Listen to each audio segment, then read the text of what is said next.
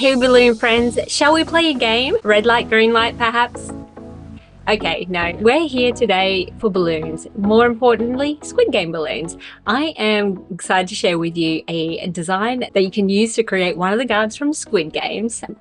We just appreciate for a moment how cute it is. And by cute, I mean our merciless killing machine. I don't know if you've been seeing the same TikToks or social media postings as I have, but why is it that the circle guards are a little bit cute? Hang on. If you know, you know, and now you can't unsee it, can you? Anyway, we're going to recreate this design without the bow. So let's get right into how you too can create your very own Squid Game guard. So to create this design, we are going to be using 3 260s and a 5-inch round. So I am using the discontinued color of Wildberry and Qualitex. You can either do a red or maybe a deep pink. Apparently the guards' costumes are pink. So I am here for it. You know I love pink. I'm going to start off by inflating my black round. Now, if you've got a black quick link, this is perfect for this. However, mine is created without ones, and I'll show you how I do that. So I have inflated a generous bit of balloon. It is just over the size of my hand. So let's say about 20 centimeters or 8 inches long. I'm just going to tie those two directly together. And I'm going to go a double pinch twist. Now, as I do my pinch twist here, I'm going to sweep the twist from my 260 underneath the knot, and I'm going to be keeping it on the same side as the 5 round. That just helps to ensure that that pinch twist gets in there nice and tight. I'm just going to pull those opposite directions to one another and then move my hands opposite way in opposing directions, and now we have the front of the neck and back of the neck. Now, for this next part, I'm going to be running a length of 260 up the back of the balloon, and I'm going to make a little small bubble here to connect that into. Now, if you can do a sidewall bubble, that's what we're doing here. And if you need to put a raisin or something inside the balloon, go right ahead. You don't know what a raisin is, you're going to want to watch this video and that'll sort it out for you. I'm just going to do my best to twist off a very small bubble. I don't want it big.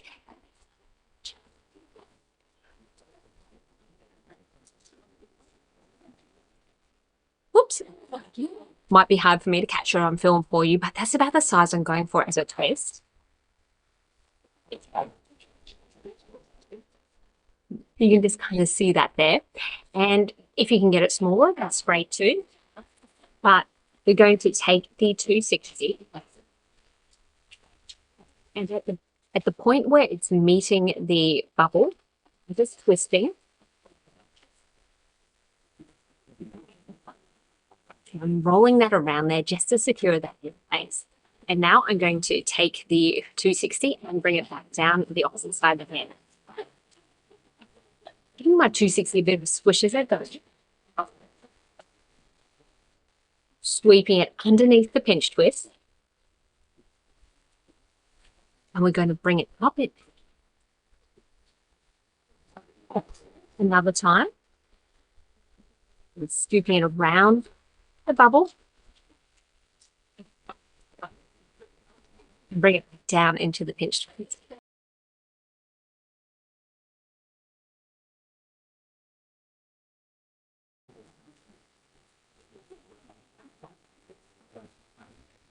Now we've got something going like this so far, and now we want to get whatever is left over around the top, sweeping over and back into the pinch twist the other side.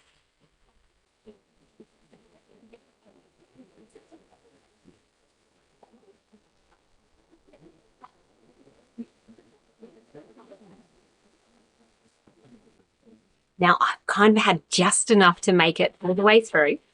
So it might take a little bit of trial and error for you, but I just want to show you what it looks like and what I have here.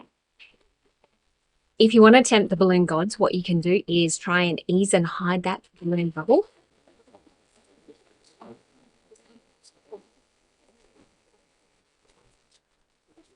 So it's a little bit more out of sight. Because I really had to encourage it to come round so I can seal it, secure it into the other side. It's got a bit of an underinflated effect happening at the beginning and the end, which I actually think is quite nice. It kind of narrows it in a bit as well. So do what you can to convince the balloon it needs to get all around the other side. And if you can't, that's fine. Grab your next 260. Just make sure that you've got one that goes like this. And it's a bit like that final bit of the hood going over. I'm going to use a 260, which is going to do the arms, body, and the legs. So it just means that you might need to get a third balloon in the mix in this color if you need.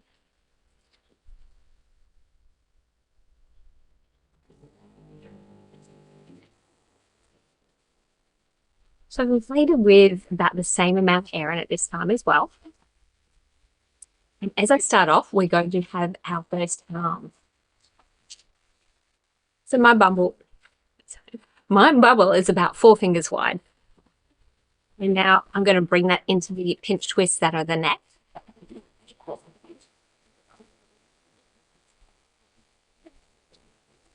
Just wrapping it around a few times. For the body, I need enough space to get the 260 through to make legs. If you are going to go ahead with another balloon to make the legs, start to create them and then put them in to secure it. But I don't need to do that, so I'm not taking that approach. But I'm going to have about a 4-finger bubble. Hopefully that's going to be enough for me to get a 260 through it a bit later. Time's going to tell, but I think I'll be able to make it.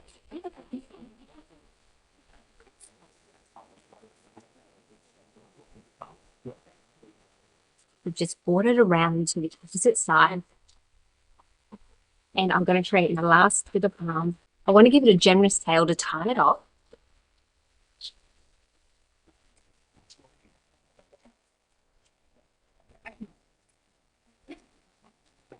I'm going to use this later to help bring the hands together. You'll see what I mean when we do that step.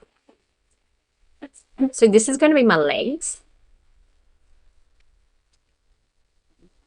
I'm tying it off. Before I do the legs, I might actually attach the feet in. Yeah. I have inflated my black balloon about the same as I had for the others. We're going to do our best to get the 2 feet and the hands out of this. Doing a pedal twist for the feet, and the pedal twist is about 3 to 4 fingers wide.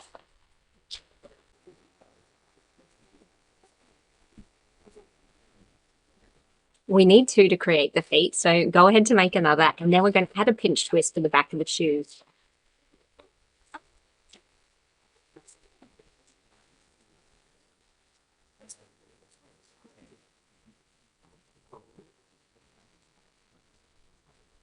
It looks a bit like a bow there.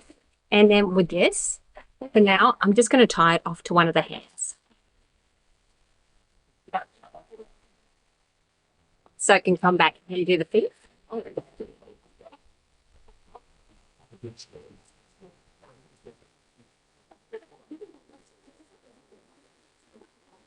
So go ahead and make the legs however long you think they look good, whether you prefer it a bit shorter or longer. I find this to be a chibi-like proportion. That's kind of my aim as I do my design. But see this last little bit left over here? I'm going to get rid of that.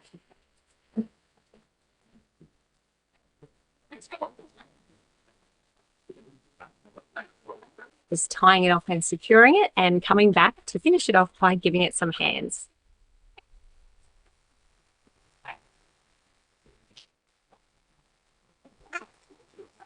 So as I'm doing this pedal twist, I am sweeping my working balloon underneath the knot that I've created just to help keep it nice and close. We're going to do a small bubble about as wide as it is long, and we are going to pinch twist that one.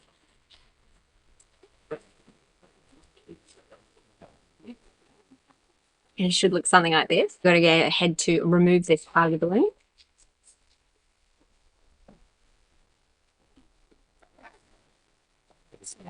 I like to tie off my ends. And then coming back over here, I'm going to release some of that air. But I am not going to use all of this balloon, I just need to make sure I've got enough.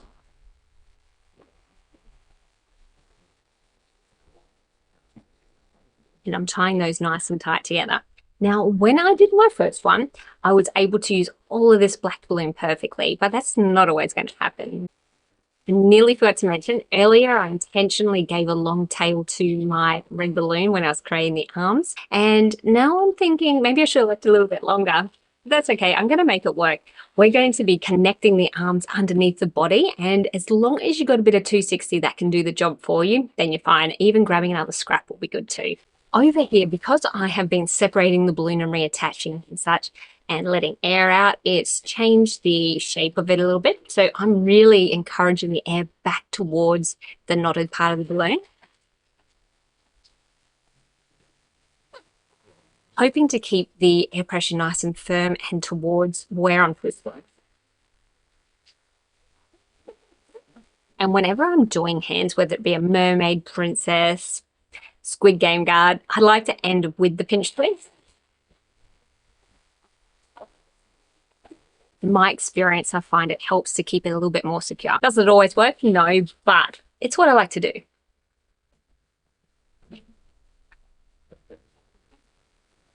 I'm just going to tie off that last little. I like to feed knots through any pedal twists that are available, because sometimes it helps it be a bit more secure. So you could leave your guard's arms like this, which I do think looks quite nice, especially if you're done fiddling. But if you can grab your 260 that you left on one side,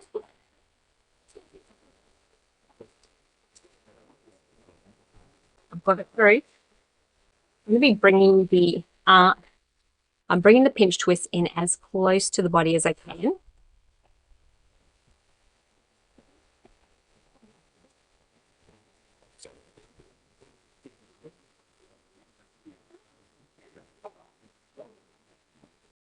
Then you can do any final adjusting.